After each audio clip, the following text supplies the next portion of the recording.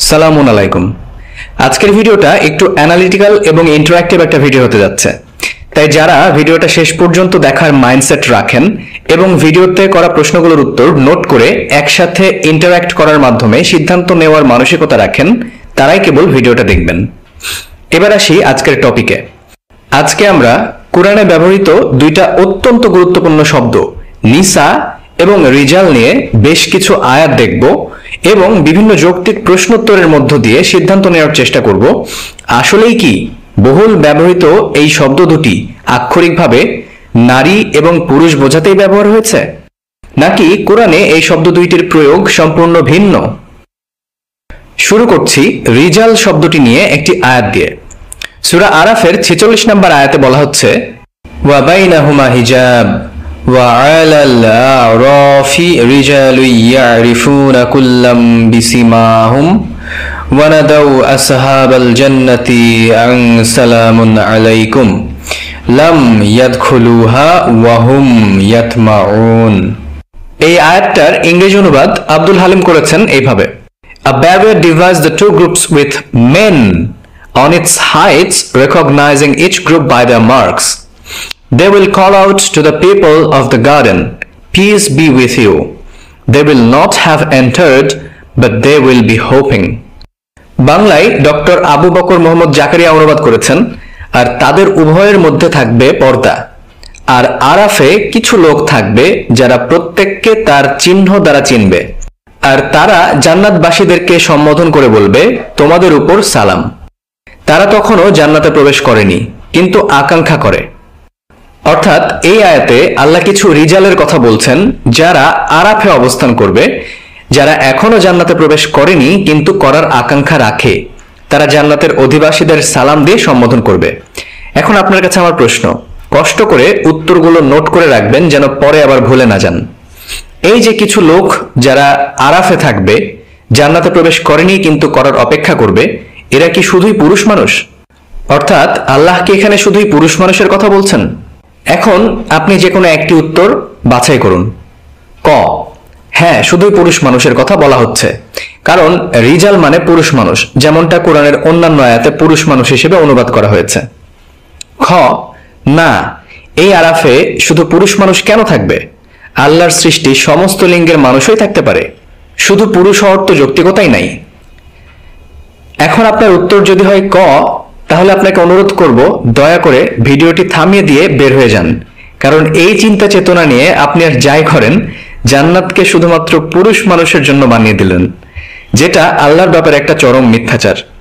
নিশ্চয়ই আল্লাহ জান্নাতকে শুধু পুরুষ মানুষের জন্য বানাননি, তাই জান্নাতে যাবার অপেক্ষা যারা করবে তারা শুধু পুরুষ মানুষ হবে এমনটা ভাবাও কোনোভাবেই একজন সুস্থ মস্তিষ্কের মানুষের জন্য কাম্য নয়। এখন যারা খ উত্তর হিসেবে বেছে নিয়েছেন তথা আরাফে উল্লেখিত অপেক্ষারত মানুষগুলোর মধ্যে পুরুষ নারী নির্বিশেষে সকল লিঙ্গের মানুষ বিদ্যমান এটা মনে করেন, তারা আমার সাথে ভিডিওর পরবর্তী অংশে এগিয়ে যেতে পারেন। তাহলে এই আয়াত থেকে আমরা কি বুঝলাম? রিজাল শব্দটির প্রয়োগ থেকে এটা নিশ্চিত হলাম যে রিজাল শব্দটি এই আয়াতে শুধুমাত্র পুরুষ মানুষ বোঝানোর জন্য ব্যবহৃত হয়নি। এই রিজালের মধ্যে পুরুষ নারী উভয়ে থাকতে পারে। এবার চলেন আরেকটা আয়াত থেকে রিজাল শব্দের প্রয়োগ দেখি। সূরা নূরের 37 নম্বর আয়াতে বলা হচ্ছে, সেসব লোক যাদেরকে ব্যবসা বাণিজ্য ও ক্রয় বিক্রয় আল্লাহর জিক্র সালাত কায়েম করা এবং জাকাত দান করা থেকে বিরত রাখে না, তারা সেদিনকে ভয় করে যেদিন অন্তর ও দৃষ্টিসমূহ উল্টে যাবে। এটার ইংলিশ অনুবাদটা খেয়াল করেন, এখানেও রিজাল শব্দের অর্থ করা হয়েছে মেন, অর্থাৎ পুরুষ মানুষ। এই আয়াতের ক্ষেত্রেও একইভাবে আপনার কাছে আমার প্রশ্ন, এই আয়াতটাতেও একদল লোকের কথা বলা হচ্ছে যাদেরকে ব্যবসা বাণিজ্য এবং ক্রয় বিক্রয় আল্লাহর জিকির সালাত এবং জাকাত থেকে বিরত রাখে না। তাহলে এই আয়াতটা কি শুধুমাত্র পুরুষ লোকদের জন্য প্রযোজ্য? অর্থাৎ এই আয়াত কি শুধুমাত্র পুরুষ মানুষকে কেন্দ্র করে বলা হচ্ছে? ব্যবসা বাণিজ্য ক্রয় বিক্রয় কি মহিলারা বা নারীরা করে না বা করার অধিকার রাখে না? তাহলে এই আয়াত থেকেও স্পষ্ট বোঝা যাচ্ছে রিজাল শব্দটি দিয়ে শুধুমাত্র পুরুষ মানুষ বোঝানো হয় না, নিশ্চয়ই রিজাল শব্দের মধ্যে পুরুষ নারী উভয়েই বিদ্যমান। অন্তত কোরআনের বিধানের কনটেক্সটে রিজাল শব্দটি পুরুষবাচক শব্দ হিসেবে ব্যবহার করা হয়নি। রিজাল শব্দের অর্থ পুরুষ এবং নারী নির্বিশেষে যে কোনো লিঙ্গের মানুষই হতে পারে। এবার আসেন আমরা দেখি কোরআনে নিসা শব্দটির প্রয়োগ কিভাবে করা হয়েছে। প্রথমেই আমরা সূরা বাকারার 187 নম্বর আয়াতের প্রচলিত অনুবাদটি একবার পড়ে নিব, যাতে আপনারা মনোযোগ দিয়ে শব্দগুলো খেয়াল করতে পারেন। এখানে বলা হচ্ছে, সিয়ামের রাতে তোমাদের জন্য তোমাদের স্ত্রীদের নিকট গমন করা হালাল করা হয়েছে। তারা তোমাদের জন্য পরিচ্ছদ এবং তোমরা তাদের জন্য পরিচ্ছদ। আল্লাহ জেনেছেন যে তোমরা নিজেদের সাথে খিয়ানত করেছিলে, অতঃপর তিনি তোমাদের তওবা কবুল করেছেন এবং তোমাদেরকে ক্ষমা করেছেন। অতএব এখন তোমরা তাদের সাথে মিলিত হও এবং আল্লাহ তোমাদের জন্য যা লিখে দিয়েছেন তা অনুসন্ধান করো। আর আহার করো ও পান করো যতক্ষণ না ফজরের সাদা রেখা কালো রেখা থেকে স্পষ্ট হয়। অতঃপর রাত পর্যন্ত সিয়াম পূর্ণ করো। আর তোমরা মসজিদে ইতিকাফরত অবস্থায় স্ত্রীদের সাথে মিলিত হইও না, এটা আল্লাহর সীমারেখা, সুতরাং তোমরা তার নিকটবর্তী হইও না। এভাবেই আল্লাহ তার আয়াতসমূহ মানুষের জন্য স্পষ্ট করেন যাতে তারা তাকওয়া অবলম্বন করে। আল বায়ান ফাউন্ডেশনের অনুবাদ। আচ্ছা, এই আয়াতটা বিশ্লেষণ করার আগে আমি আপনাদেরকে কয়েকটা সিরিজ প্রশ্নের মধ্য দিয়ে নিয়ে যাব, আপনারা অনুগ্রহ করে উত্তরগুলো নোট করে রাখবেন। 1 নম্বর, এই আয়াতের উপর ভিত্তি করে মানুষ প্রচলিত রোজা রাখে, বিশেষ করে সেহরি এবং ইফতারের বিধান বা দিনের বেলা না খেয়ে থাকার বিধান এই আয়াতের রেফারেন্স দিয়ে তারা দিয়ে থাকে, তাই তো? আপনার উত্তর কি, হ্যাঁ অথবা না? আপনার উত্তর যদি হ্যাঁ হয় তাহলে সামনে এগিয়ে চলুন, এবং আপনার উত্তর যদি না হয় তাহলে আপনি ভিডিওটি এখানেই থামিয়ে দিন এবং আগে জেনে নিন সিয়ামের এই আয়াত সম্পর্কে প্রচলিত তাফসির কি বলে এবং হাদিস কি বলে, তারপরে আবার উত্তর দিন। এবার 2 নম্বর প্রশ্ন, সিয়াম বা রোজার এই বিধান প্রাপ্তবয়স্ক কিছু কিছু মত অনুযায়ী 7 বছরের পর থেকে ছেলে মেয়ে বেটা বুড়া সকলের জন্য ফরজ, তাই তো? আপনার উত্তর কি, হ্যাঁ নাকি না? যদি আপনার উত্তর হ্যাঁ হয় তাহলে সামনে এগিয়ে চলুন, আর যদি না হয় তাহলে আবারও একই পরামর্শ দিব, জেনে আসুন তারপরে উত্তর দিন। এখন দেখুন, আয়াতের শুরুতে বলা হচ্ছে সিয়ামের রাতে তোমাদের জন্য স্ত্রীদের নিকট গমন করা হালাল করা হয়েছে। এই আয়াতে তোমাদের বলতে আল্লাহ কাদেরকে বোঝাচ্ছেন? যেহেতু 183 নম্বর আয়াতে আল্লাহ ইয়া আইয়ুহাল্লাযীনা আমানু বলে সম্বোধন করেছেন, অর্থাৎ সকল আমানুদেরকে সম্বোধন করেছেন, তাই এই সিয়ামের বিধান নিশ্চয়ই ছোট থেকে বড়, ছেলে মেয়ে বেটা বুড়ো সকলের জন্যই বা সকলকে উদ্দেশ্য করেই আল্লাহর নাজিল করতে হবে।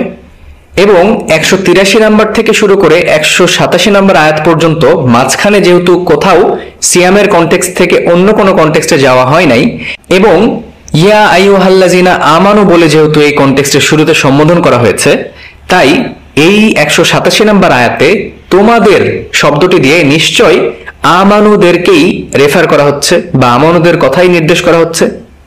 এখন আমানুর মধ্যে তো একজন শিশুও থাকে, একজন মেয়ে থাকে, একজন ছেলে থাকে, এমনকি একজন হিজড়াও আমানু হতে পারে। তাহলে এই আয়াতটা যদি একজন মেয়ে পড়ে তাহলে সে কি বুঝবে? একজন মেয়ের আবার স্ত্রী হয় কিভাবে? বলা হচ্ছে স্ত্রীদের কাছে যাওয়া হালাল করা হয়েছে। আপনি কি কোনো মেয়েকে এইভাবে বলতে পারবেন যে শোনো, তোমার স্ত্রীর কাছে তুমি এখন থেকে যেতে পারবে? একজন মেয়ের তো স্ত্রী হয় না। আচ্ছা, একইভাবে এই আয়াতটা যদি একজন হিজড়া পড়ে, অর্থাৎ এমন একজন ব্যক্তি যার জেন্ডার পুরোপুরি প্রকাশিত নয়, তাহলে সে এই আয়াত থেকে কি বুঝবে? আসলে এই আয়াতটা তো তাকে উদ্দেশ্য করে বলাই হচ্ছে না, কারণ স্ত্রী তো শুধুমাত্র পুরুষ মানুষের থাকে, তাও আবার সব পুরুষ মানুষ নয়, বিবাহিত পুরুষ মানুষের। তাহলে এই আয়াতটাতে যে তোমাদের শব্দটা ব্যবহার করা হয়েছে, এই শব্দটা দ্বারা কি শুধুমাত্র বিবাহিত পুরুষ মানুষকে নির্দেশ করে বলা হচ্ছে না? অবশ্যই হচ্ছে, কারণ একমাত্র বিবাহিত পুরুষের ক্ষেত্রেই বলা যায় স্ত্রীদের নিকট গমন করা তোমাদের জন্য হালাল করা হয়েছে। আচ্ছা, তাহলে এই আয়াতের পরের অংশগুলো পড়ে দেখি। হতেও পারে যে পরের অংশে আল্লাহ তীরটা বিবাহিত পুরুষদের থেকে ঘুরিয়ে জেনারেলাইজড করে সকলের দিকে ছুড়ে দিয়েছেন বা সকলকে এখানে ইনক্লুড করেছেন, এরকমও হতে পারে। পড়ে দেখি কি আছে। এরপর বলা হচ্ছে আল্লাহ জেনেছেন যে তোমরা নিজেদের সাথে খিয়ানত করেছিলে, অতঃপর তিনি তোমাদের তওবা কবুল করেছেন এবং তোমাদেরকে ক্ষমা করেছেন। অতএব এখন তোমরা তাদের সাথে মিলিত হও। তোমরা অর্থাৎ বিবাহিত পুরুষরা, তাদের সাথে মিলিত হও অর্থাৎ তোমাদের স্ত্রীদের সাথে মিলিত হও। এবং আল্লাহ তোমাদের জন্য যা লিখে দিয়েছেন তা অনুসন্ধান করো। তাহলে এ পর্যন্ত পড়েও আমরা দেখতে পাচ্ছি যে আয়াতের মধ্যে এখন পর্যন্ত তীরটা বিবাহিত পুরুষদের দিকেই আছে। এখন পর্যন্ত বিবাহিত পুরুষদেরকে নির্দেশ করেই বলা হচ্ছে। ওকে, এরপরে বলা হচ্ছে আর আহার করো এবং পান করো যতক্ষণ পর্যন্ত ফজরের সাদা রেখা কালো রেখা থেকে আলাদা না হয়। তাহলে বোঝা যাচ্ছে এতক্ষণ পর্যন্ত পড়ে এই নির্দেশনাগুলো এখনো আল্লাহ বিবাহিত পুরুষকেই দিয়ে যাচ্ছেন। তোমরা বলতে বিবাহিত পুরুষ ছাড়া এই আয়াতে এখন পর্যন্ত অন্য কাউকে পাওয়া গেল না। এমনকি এই যে ফজরের সাদা রেখা স্পষ্ট হওয়া পর্যন্ত আহার এবং পান করতে থাকো, এই নির্দেশনাটাও বিবাহিত পুরুষ এবং স্ত্রীদের উদ্দেশ্য করেই বলা হলো। এমনকি আয়াতের শেষের অংশে আবারও বলা হচ্ছে, খেয়াল করেন, তোমরা মসজিদে ইতিকাফরত অবস্থায় স্ত্রীদের সাথে মিলিত হয়েও না। তাহলে আয়াতের শুরু থেকে শেষ পর্যন্ত সব সময় তীরটা কিন্তু বিবাহিত পুরুষদের দিকেই ছিল। এখন আপনি যদি নিতান্তই ঘাটতেরা না হন, তাহলে এই আয়াতের কোথাও দেখাতে পারবেন না বিবাহিত পুরুষ ছাড়া আর অন্য কাউকে উদ্দেশ্য করে কিছু বলা হয়েছে।